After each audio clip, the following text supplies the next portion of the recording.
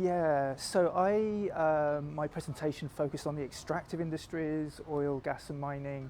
That's what I've been working on, and I think one of the messages that I wanted to get across was that, we can use the information that we've campaigned for so long to get. The transparency legislation, it's in place now.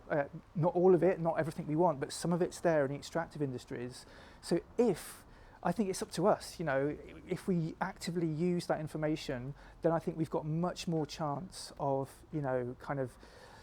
making sure at least, making a big dent in the, corrupt practices that happen. I think we need to know what the objective is, what we want to use the data for. So, like for example, in the extractive industries, what I was talking about in the school was, what we have is this, it's revenue data. So looking at how much money the companies, paid to the governments. And I think that is kind of, if you focus in on using just that particular, source of information, I mean, you need to use other sources as well. That can really help you to kind of focus in. So you've got a kind of a sharp objective.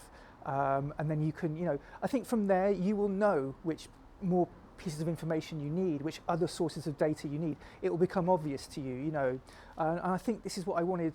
Another message I wanted to get across was, I think sometimes people get a bit intimidated about data and, using data, like you have to be like an accounting, forensic accountant or a tax specialist or something.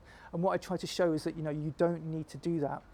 You don't need to be. You can, it can be relatively easy to identify these red flags in the extractive industries.